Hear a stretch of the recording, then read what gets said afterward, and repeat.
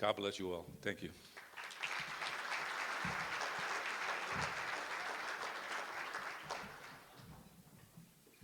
Thank you, Marshall. So he alluded to the fact that when you hear Colonel Callahan speak, afterwards, often things are a blur. So I had the opportunity recently to hear the Colonel speak. And we're going to read his bio. He has an amazing bio, but I just want to take a minute to talk about my view of him as a man. He is a strong leader, a compassionate leader, a man of faith, a man of wisdom, and somebody that loves what he does. I've never been in his company yet where he didn't talk about everyone else from the New Jersey State Police but himself that he was with. And we are blessed in New Jersey to have him lead our state's police agency. He is going to be our keynote speaker tonight, and we are extremely proud of that. I'm going to read a little bit of his bio that is in the book. In April 1995, Colonel Callahan enlisted in the state police as a member of the 115th class. He served in the Recovery Bureau Chief in the aftermath of Superstorm Sandy and worked with state and federal partners to develop and implement long-term recovery effort strategies. Colonel Callahan also served as the commanding officer for the Emergency Management Section and the Assistant State Director of the Office of Emergency Management. That's where I met Colonel Callahan the first time. I was the chief of Morris County Prosecutor's Office at the time during Hurricane Sandy.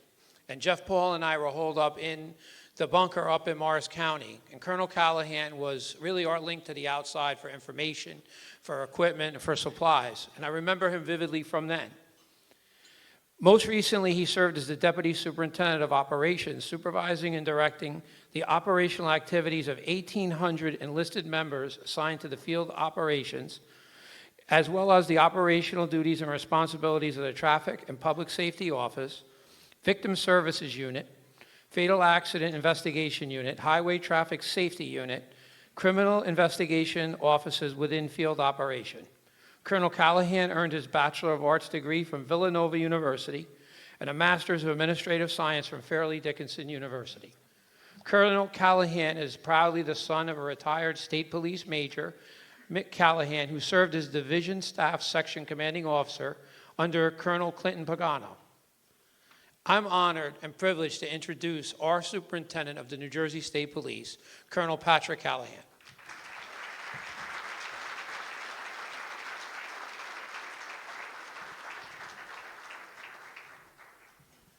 Thanks, Bill. I can never really stand when that bio gets read because it sounds like I couldn't hold a job. I got 2 laughs out of that. The bar was set high with that compliment. I just get up and speak from the heart, and it's easy to speak from the heart about a job I love, about service, about sacrifice, about a room full of women and men that care more about others than themselves. So a special congratulations to all the honorees here tonight. I know the Attorney General and First Assistant are here, so thank you, General, for your presence and for you being recognized tonight. I was just thinking about that, building bridges, and what that means and where bridges have served in our history. You think about bridges in the time of war and the goal to take bridges out. Because what does a bridge do? A bridge serves as that thing that's constructed to allow for safe passage over a canyon, over a chasm, over turbulent waters. That's what a bridge does. And when we talk about building bridges in community and building trust, that role between law enforcement and community has to be intertwined. But we've seen division over the years, over the centuries. I think back to that bridge in Selma, Alabama. I think back to those Alabama state troopers waiting on that side with fire hoses and dogs and horses. And I trust you can all envision that black and white footage of what happened for those leaders that simply wanted to do what? Vote. That's what they wanted to do. And that bridge that stands there today serves as that symbol of what can happen when law enforcement and community are not as one. Think back to the Holocaust when that Battalion 101 had law enforcement and went out and killed, some think, upwards of 80,000 people, those Jewish members that were not held in concentration camps, and this small band of police that were tasked with going out to villages and killing every single Jewish person that they came across. The commander came out that one morning to 500 and said, "I want you to all do this." And with tears in his eyes, he said, "But if any of you here do not want to take me up on this, step forward." Do you know how many people of 500 stepped forward? 12. 12 people out of 500 said, "I will not do this." And the other 488 went on to do the most atrocious things in the history of mankind. And when we talk about never again, and we turn on the TV and we see things that are in color now but could easily be in black and white, and wonder, what has our role been in building those bridges, those structures over those troubled waters? And I remind our troopers and every officer that I come in contact with, that you can picture that bridge right now.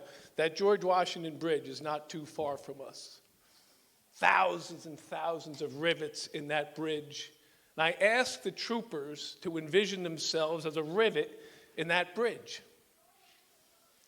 And when one rivet in that bridge is weak or is compromised, it violates the integrity of that bridge.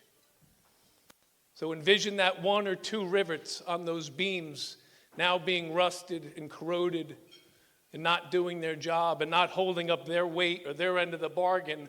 What happens to the other rivets? They have to do more. They have to take on more stress to ensure that that bridge does not collapse into the canyon below. And one event can change the entire structure of that bridge that is there to designed to carry people safely from one side to the other. You don't have to look past George Floyd to wonder that something that happens in Minnesota might as well be happening in the streets of our cities in New Jersey. That's where building bridges comes in, that we get to know each other at events like this. We get to know each other on a daily prayer call where there's imams and Baptists and Catholics and rabbis that get on every single morning and simply start the day in prayer, not knowing what's going to happen, not knowing that somebody's going to drive a car through 1,000 people in New Orleans, not knowing that a plane is going to collide with a helicopter and end up in the Potomac, not knowing if a 9-year-old nonverbal autistic boy is going to be shot and killed in the streets in Newark. Why we have events like tonight, not to get to know each other around yellow crime scene tape, but to get to know Abdul Hassan and his high school students, to get to know those 2 girls from Rutgers that I had the chance to speak to last year, who ran up to me as I walked in the door today, asking about internships at the state police, to get to see our Citizens Academy graduates that I haven't seen in years, asking them to be ambassadors for the state police in a time when we need them most. That's what building bridges is about.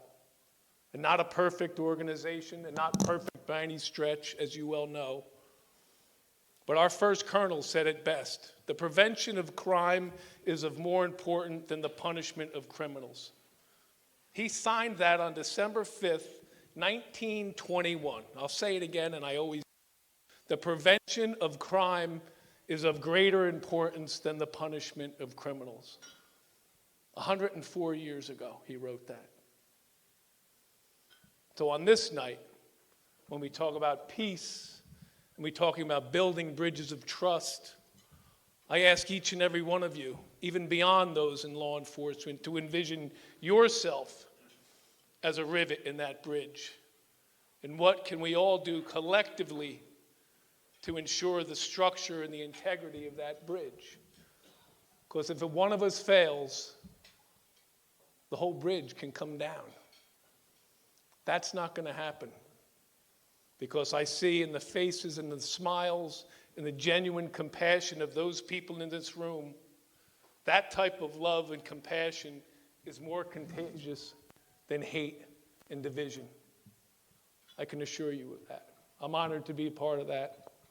I know that this is about peace, and I generally close with those words of Jesus as he stood on that Mount of Olives and gave us those Beatitudes when he talked about peacemakers.